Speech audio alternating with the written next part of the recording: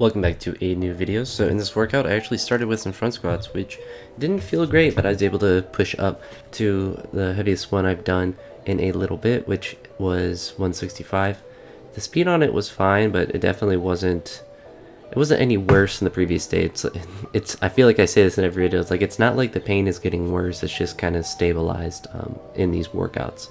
I will say I'm like 4 or 5 days behind, or maybe 3.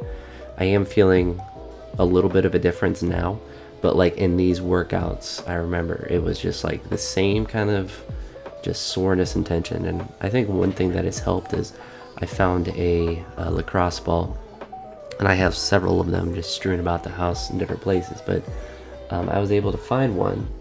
And now that I say that, I think I might have re-lost it because I did like a deep cleaning of my room to get the crevices and everything clean.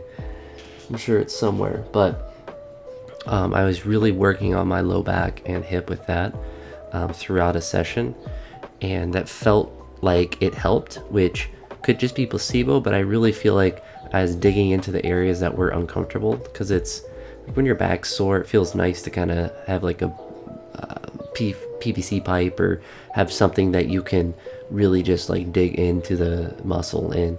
And I don't know if there's actual like evidence to support the fact that it may help or not, but at least from a placebo, I almost said placebic, but from a placebo standpoint, it does seem to help. And I think it does probably release some tension, or at least focus your body on kind of stretching that area in some sort of way. But anywho, after I did that front squat, I decided not to do any back squats after that, just because I wanted to do weightlifting movements after.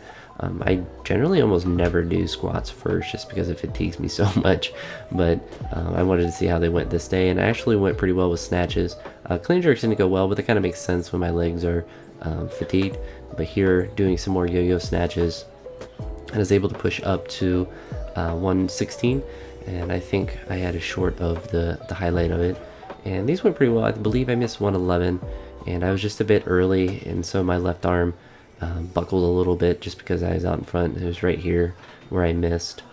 So I made the correction, came back and made it.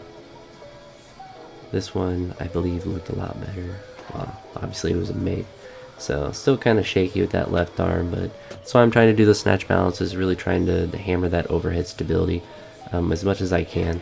I think the snatch balances will continue to be a good thing for me to try to push up. I still have the goal of doing 120 for at least a double. The other day I believe I did it for a single, and I just did it yesterday, and I was only able to get it after I missed it like 3 times and got it on the 4th one just for a single. But it takes it's a process, and it's just building strength in that position. And I think if I'm able to do like 130 or 140 for a double, then I think that will be not necessarily sufficient for snatch strength, but it will certainly be a significant more than I currently have, which should kind of stabilize everything below that weight, and just make everything feel a bit better in the snatch. And I don't know, I think it's just a good thing, because it's difficult to do, and it's better for me, I think, to do snatch balance specifically than overhead squats, because I'm good at overhead squats. I've overhead squatted 100% of my snatch multiple times, at least twice. So it's actual holding the weight is not hard, it's trying to stabilize it while I'm moving. Then here you see is a pretty difficult yo-yo clean, and despite how it looks, I didn't actually like re-injure my hip or anything.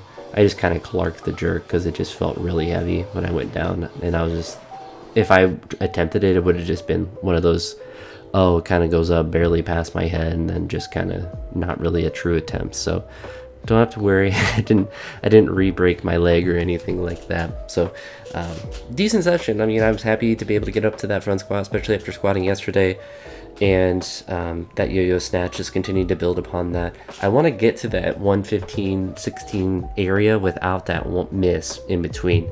I know the first day I did it, I had a bunch of misses, and I was able to push up to 110 or 11 or whatever. But like, I want to just get clean at those reps, and that just means that I'm improving the technique, which is one of the nice things with having this kind of hip/low back issue, is that I'm really focused on trying to catch the weight as perfect as possible, because that minimizes the risk of any sort of re-injury. but also it has the benefit of just working on better technique and not just trying to ooga booga all the weight.